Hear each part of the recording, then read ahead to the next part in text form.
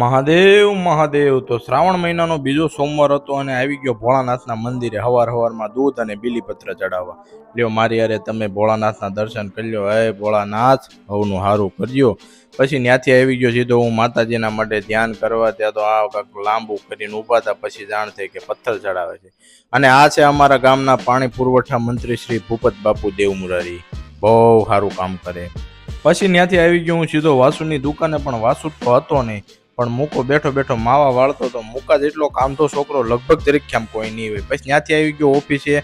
તો તમે પણ મારા કેમ્પેનમાં હજી જોડાના નથી તો મારા ઇન્સ્ટાના બાયોમાં લિંક છે, ત્યાં જઈને મને મેસેજ કરો. અને આપણો ઇન્સ્ટાગ્રામમાં ગ્રો કરવાનો કોર્સ હજી જો તમે નથી લીધો તો તમે અત્યારે પસ્તાઈ રહ્યા છો, કેમ કે એક બે ભાઈને આપણે કોર્સ દીધો છે અને કોર્સ દીધા પછી એના વ્યૂમાં ઘણો બધો ફેરફાર જોવા મળે છે. તો મારા ઇન્સ્ટાના બાયોમાં લિંક આપેલી છે, ત્યાં જઈને મને તમે મેસેજ કરી શકો છો. પછી ત્યાંથી સીધા આવી ગયા ભરતભાઈનો ફોન કે લાઠી આવી, મહેમાન આવ્યા છે ખાવા. પછી આ માઇકલભાઈનું ખાઈ નાખ્યું લાઠી. પછી ખાઈને સીધા અમે નીકળી ગયા ઘરે જાવ. અત્યારે રસ્તામાં થોડાક ભાઈબંધ મળી ગયા, હાય હેલો કરીને પછી આવી ગયા સીધા પંપે. અને આ મોંઘવારીના જમાનામાં પણ આમ જોવો તો ખરા, ફૂલ ટાંકી કરાવે એ અમારે ભરત હાલગોદર. હો ભાઈ ભાઈ ભાઈ ઠીક, હાલો દઈ જય ઠાકર.